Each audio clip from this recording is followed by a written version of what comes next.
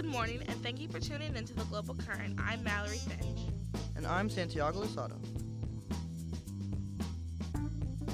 Today in news, protests in Russia. North Korea continues its aggressive actions to threaten its neighbors. And China's commitment to the Paris Climate Change Agreement. An analysis, a look at racism against the Chinese community living in France. And an in-depth look at the Allied effort to retake the city of Mosul from the Islamic State.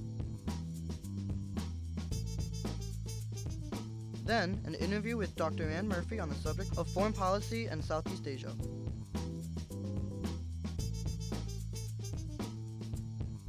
And now, Priya Bhave reports on mass protests across Russia.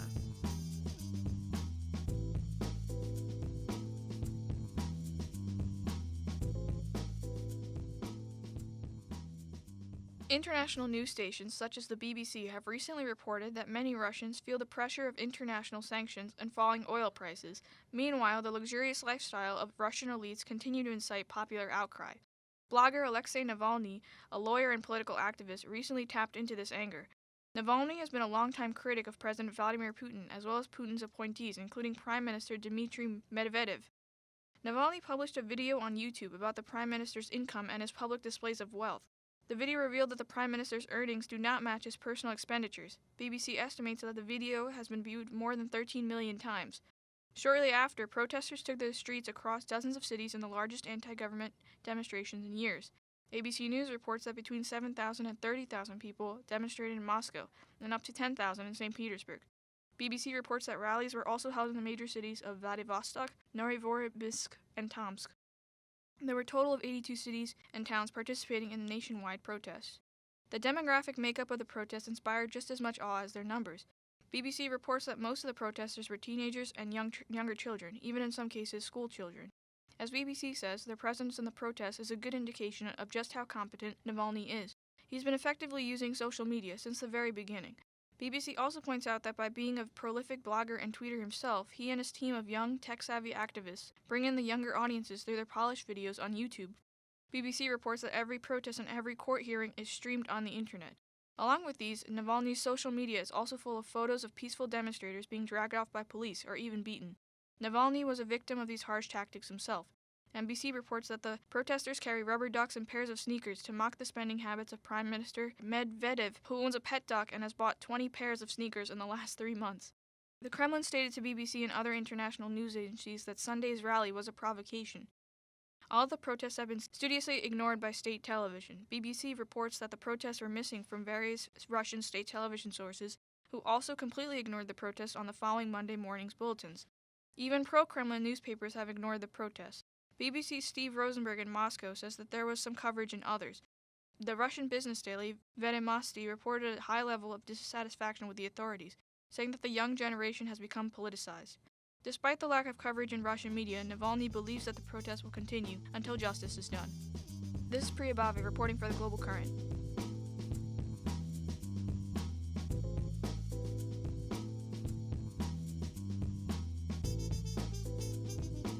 Up next, Joseph Urico brings a report on North Korea's most recent hostile actions.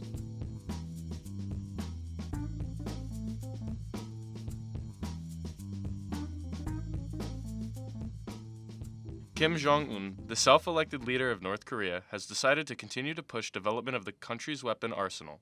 However, on Wednesday, March 22nd, one of North Korea's ballistic missile submarines had test-fired one of its missiles that ultimately failed just moments after launching. This event was caught by the South Korean Defense Ministry and the United States supersonic bomber that was passing over as a show of force, according to a report with The Telegraph. These intense increases in military research and development come as North Korea views South Korea and American military drills as rehearsing for invasion. North Korea has stated that it feels that the most recent United States deployment of aircraft threatens the sovereignty of North Korea.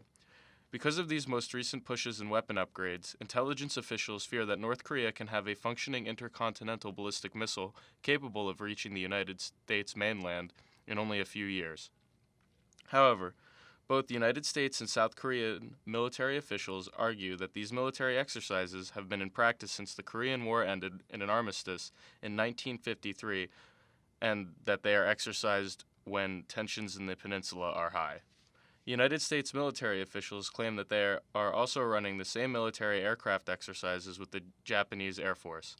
It is said that these military exercises are meant to be a strong deterrent against North Korean nuclear and missile threats. While the United States and its allies are unsure whether North Korea truly possesses the ability to create and develop an ICBM, the most recent launch on Monday, March 27th, has made it clear that they are currently in development. In a separate move, however, the United States Marines have deployed F-35 fighter jets for the first time ever to the Republic of Korea, as stated in an article by CNN. The new stealth fighters, with vertical takeoff capability, were declared functional in July of 2015 and were deployed as a sign that America is dedicated to defending the Republic of Korea and Japan against North Korean aggressions. It is expected that more missile tests will be observed from North Korea as early as this week, and many world leaders have been attempting to discourage the North Korean dictator from its belligerent and provocative behavior.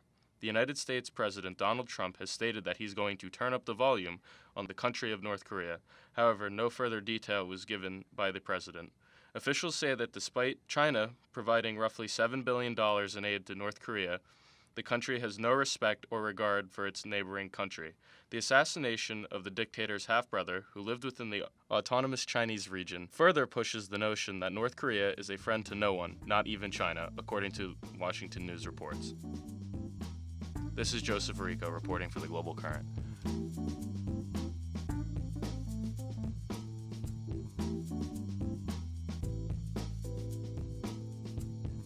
Next this morning, Ian Fauché brings us a report on China's involvement with the Paris Climate Change Agreement.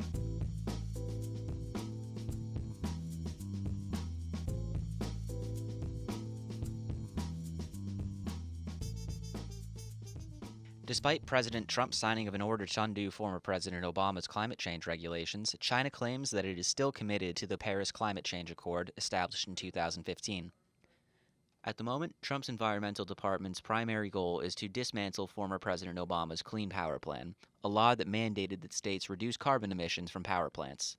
The Clean Power Plan was instrumental in the ability of the United States to meet the requirements established in the Paris Accord, an agreement reached by over 200 countries worldwide.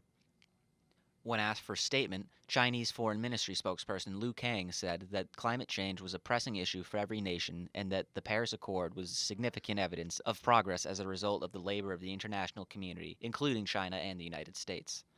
At the moment, China is eager to pave the road for climate change reform, while the Trump administration continues to dismiss the issue as a hoax.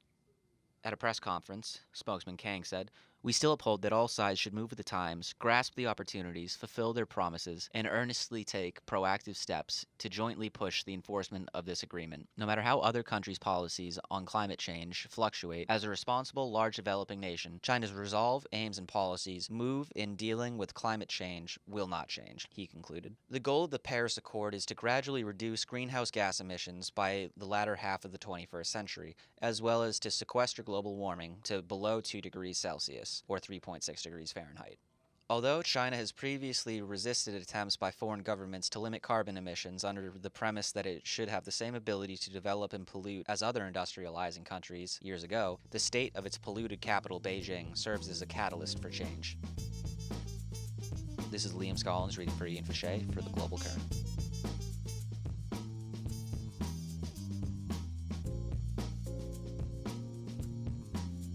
And now, Jack LaForge brings a comprehensive view of the battle to remove the so-called Islamic State from the Iraq city of Mosul.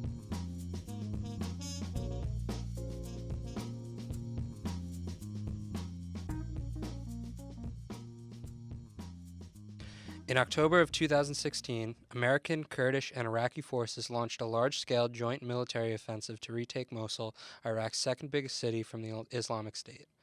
Mosul has been under ISIS control for over 2 years, and U.S., Kurdish, and Iraqi forces seek to liberate the city from the menacing grip that the terrorist organization wields over its people. The coalition has moved from a relatively slow pace, but it appears to have made significant progress, recapturing nearly half the city and decimating remaining ISIS fighters. The 1.5 million civilians of the city have not fared well since the battle started, with nearly 300,000 people being displaced and reports of grotesque ISIL abductions and abuses flaring. According to BBC News, the United Nations reports that almost half of all the casualties in Mosul were civilians. At least 1,494 have been killed and 1,219 injured across the province of Mosul since the start of the campaign.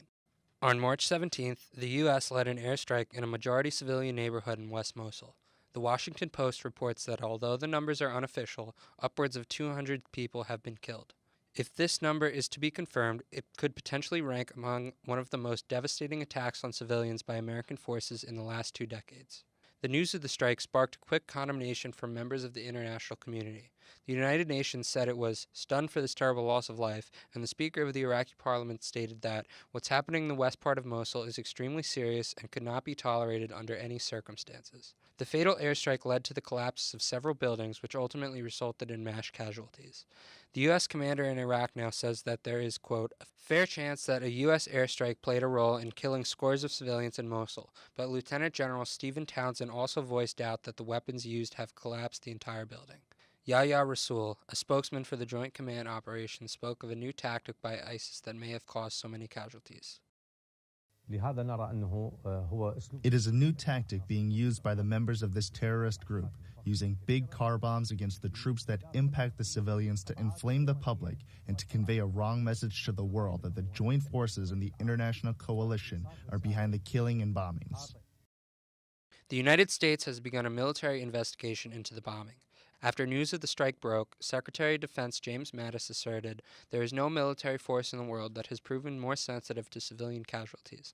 We go out of our way to always do everything humanly possible to reduce the loss of life or injury among innocent people. The same cannot be said for our adversaries." President Trump has yet to comment on the issue. There have been recent accusations that the U.S. military has looked into loosening the rules of engagement in respect to the ISIS. There have been recent accusations that the U.S. military has looked into loosening the rules of engagement in respect to ISIS. But Colonel John Thomas, a spokesman for the U.S. Central Command, told reporters that we are not looking into changing the way we operate other than to say our processes are good and we want to make sure we live by those processes. In the aftermath of the airstrike, Iraqi government forces halted the fight for Mosul and promised to review their tactics, the Telegraph reports. The bombing of over 200 civilians by a coalition force intending to liberate is at best a blemish on their record and at worst a human rights catastrophe. The specifics of the bombing still remain unclear, but it can be said that the situations of this nature are a part of the perils of war. However, it is extremely disheartening to see the overall lack of press this event was given in the national news cycle. The strike certainly did not intend to kill over 200 civilians, and the coalition faces a clear enemy in ISIS that must be eliminated. Nevertheless, with a major political focus on combating terrorism and the high American involvement in this conflict, it is only right that a story such as this receives the correct amount of attention it deserves. This is Jack LaForge reporting for the Global Current.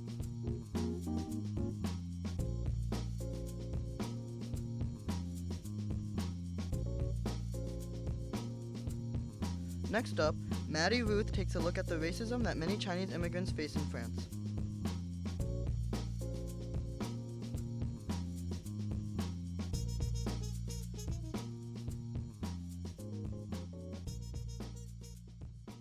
All day Monday, at least 150 people clashed with the French police as a result of protests against the killing of a Chinese man. The protest began as a peaceful homage to the slain man, but turned violent, leaving 3 police officers injured and at least 35 of the protesters detained.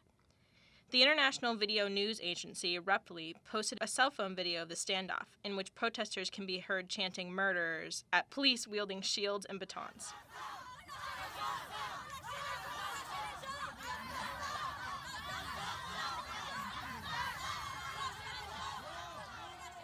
The incident began when officers responded to a domestic dispute call at the house of Liu Xiaoyou, a 56-year-old father of 5, who was reportedly drinking and preparing fish with a pair of scissors.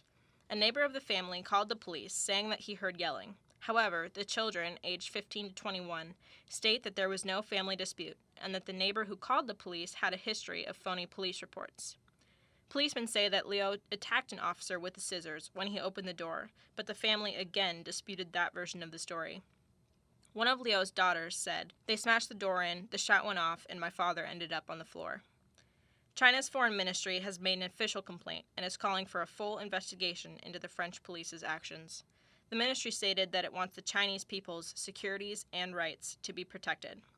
Huan Chunying, the Chinese foreign ministry spokesperson, said, The Chinese embassy in France initiated an emergency mechanism and urged French authorities to establish the facts of the case as soon as possible and take effective measures to protect the safety and legal rights of Chinese citizens in France. A French inquiry has been initiated, and the French Foreign Ministry stated that the safety of the Chinese people is a high national priority. These protests followed demonstrations against other brutal French police actions. Last September, 15,000 people protested violence against the Asian community after a Chinese tailor was beaten to death. It is estimated that there are 2 million ethnically Chinese people living in France. Pierre Picarte, a Chinese expert at the University of Paris, said, Chinese are victims of racist attitudes in France, detailing how Chinese people are often targeted for crime in France because many do not have residence permits and often carry cash. However, the police have not been active in trying to stop any of the violence against them.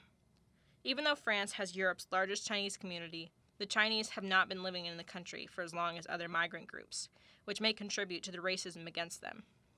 Many describe incidents of being attacked by groups of criminals and pushed to the ground and physically harmed, as well as their belongings being stolen. Activists say over 100 attacks have happened this year alone. Unfortunately, France does not compile statistics based on ethnicity, so it is impossible to confirm these allegations. Even everyday racism, like calling names and stereotyping against Asians, especially Chinese migrants, is often tolerated more than it would be for other communities. The Chinese community in France appears to be pushed past its breaking point after this latest injustice. They are calling for the police to treat them with respect and uphold their rights, as well as protect them from people who continually wish to harm them. The Chinese government has further ennobled and legitimized this desire by becoming publicly involved. The racist attitudes against the Chinese in France have been present for many years, but now the ethnic Chinese are taking a stand and calling upon the government to protect their rights. This has been Maddie Ruth reporting for the Global Current.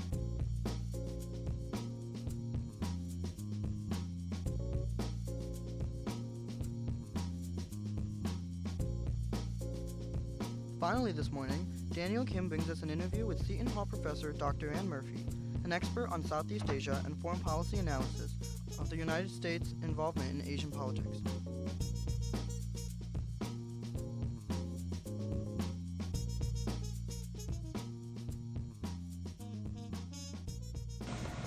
Hello, this is Daniel Kim reporting for Global Currents, and today I'm here with Dr. Ann Murphy, who is a professor here in Seton Hall University.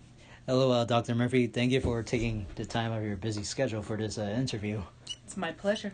All right. So to start off, it's last week I believe that you went to a conference in Toronto. It's would you please elaborate what you did there?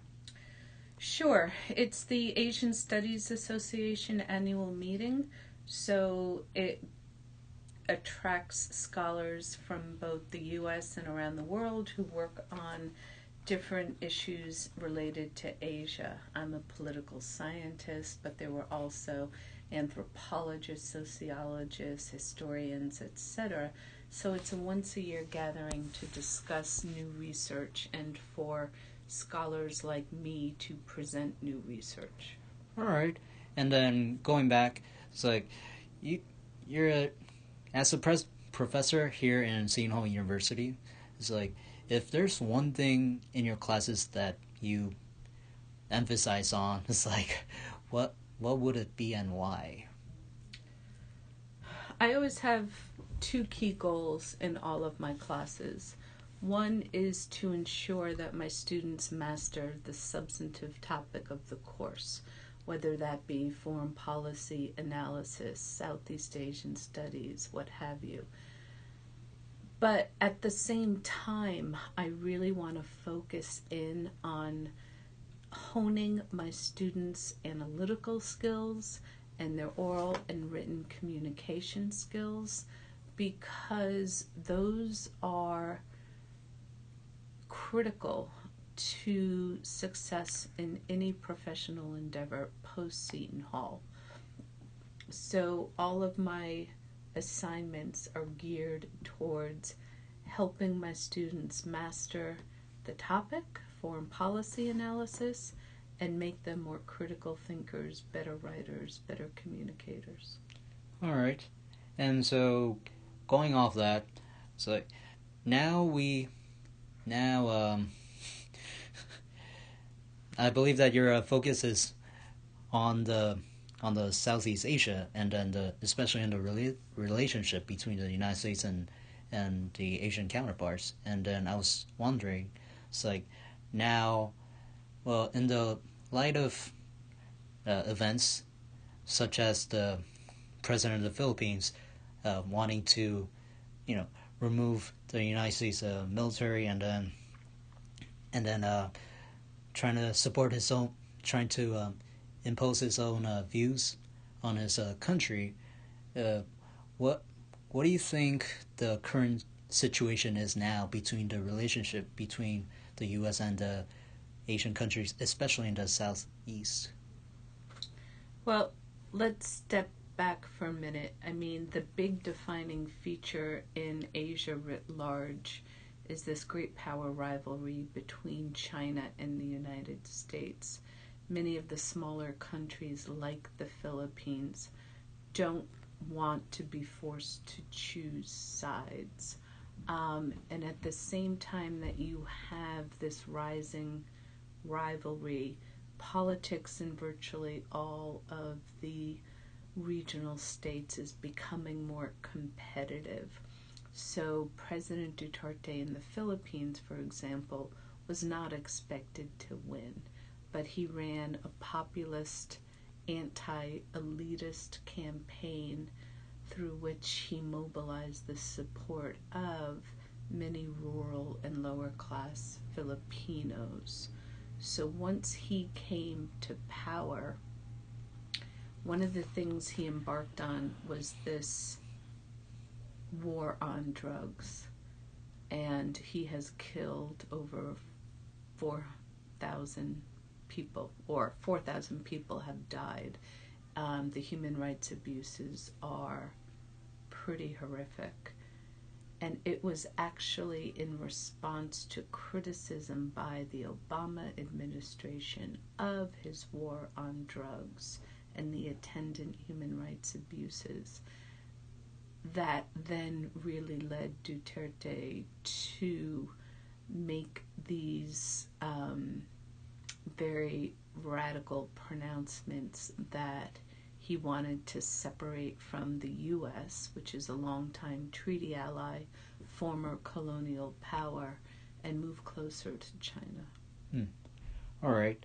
So now shifting the focus to the United States, it's like under this new administration that we have currently, it's been clear that the new administration has repeatedly focused on putting America first while putting everyone else second. So, what do you think the current view is? Well, from the Asian side on the United States.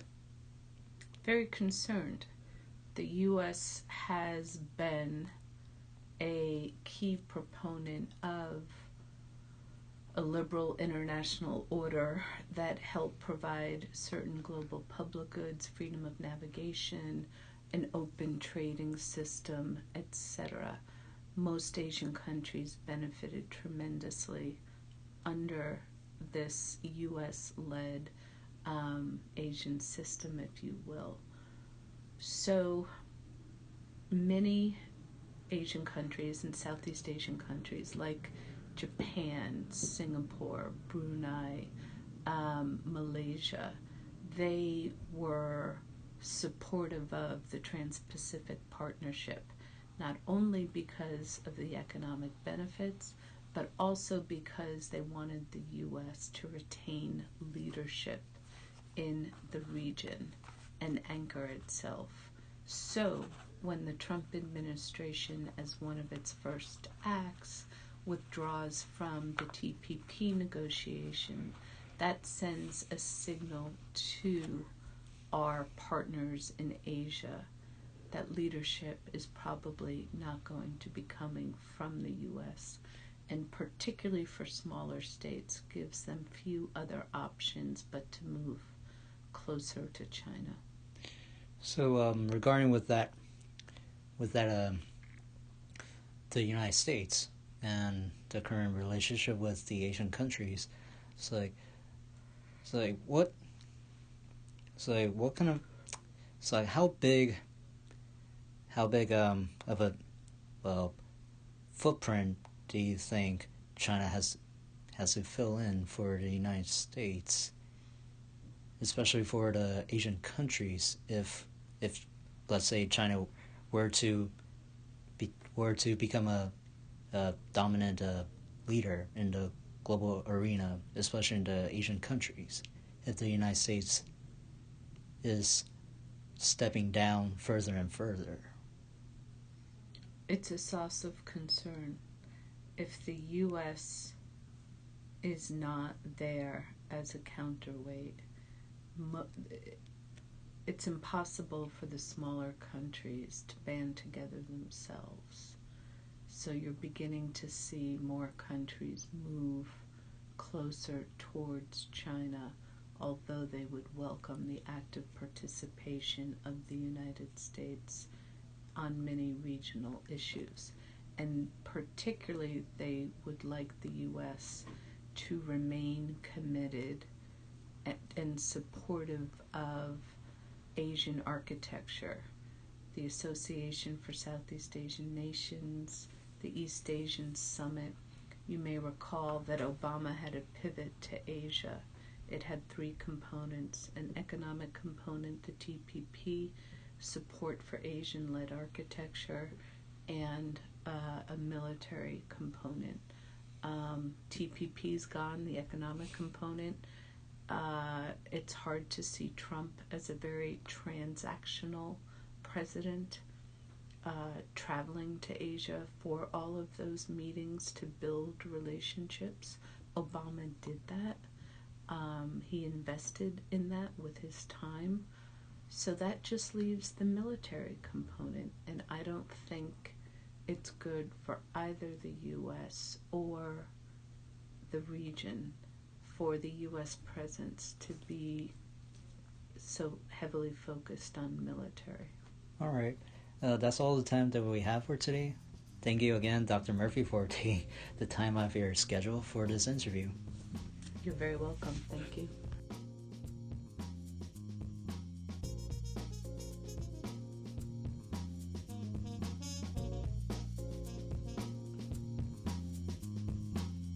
Thank you for tuning in to this week's episode of The Global Current. Follow us on Facebook, Twitter, and YouTube. I'm Mallory Finch. And I'm Santiago Lozada. Same place, next week.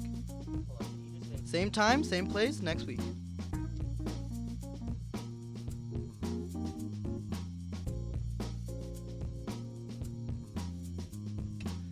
The Global Current is brought to you by the School of Diplomacy and International Relations at Seton Hall University. Our executive producer is Liam Scollins. Our associate producer is Morgan Mount. Our news editor is John Trudeau. Our analysis editor is Marissa Hutton. Our technical producer is Deborah West. Our interview segment was produced by Daniel Kim. And our social media coordinator is Maddie Ruth. The Global Current theme song is Acid Jazz by Kevin MacLeod. You've been listening to The Global Current on WSOU 89.5 FM, Seton Hall's Pirate Radio.